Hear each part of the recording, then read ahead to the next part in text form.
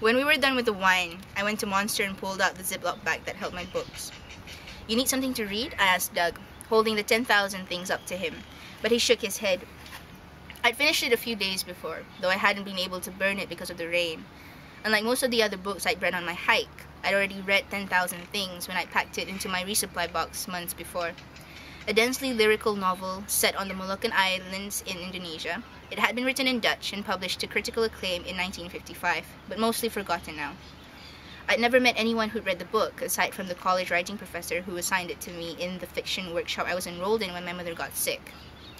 The title hadn't been lost on me as I'd sat dutifully reading it in my mother's hospital room, attempting to shut out my fear and sorrow by forcing my mind to focus on passages I hoped to refer to in the following week's class discussion, but it was useless.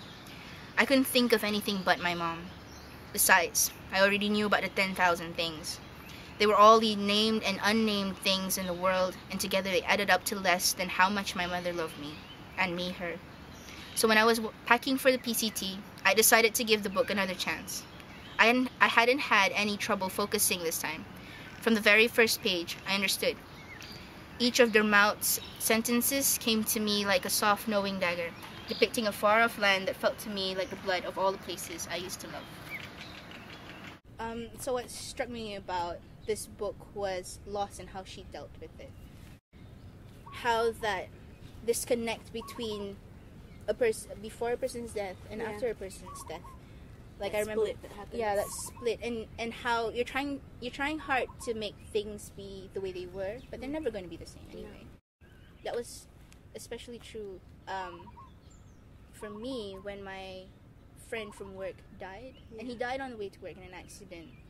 And for a very long time, the office just was a very hostile place for me. Like, I would go to work every day, but at one point I would cry, and this would happen for a month. I couldn't actually sit in my cubicle or go past his old cubicle without feeling a tremendous sense of loss.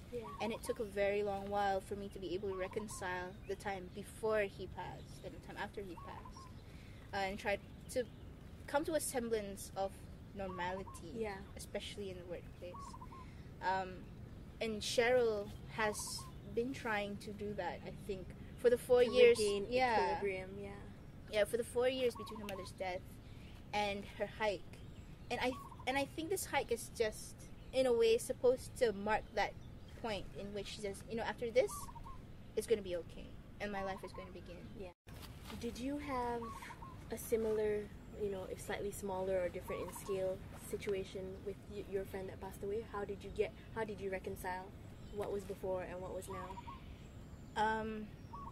It took a book, actually. It took another book. I remember seeing it a few years ago, about a girl getting into a car accident and being in a coma and deciding whether she wanted to live or die. There was one scene where the writer just describes the car accident and the aftermath, and this girl is seeing it all from a point outside of her body. She sees how graphic it is, and she's trying to accept that this happened to her body. But was that scene the reconciliation of a disconnect of something so visceral and graphic and violent? Like, we tried to avoid seeing pictures of my friend's accident, because we knew how bad it was.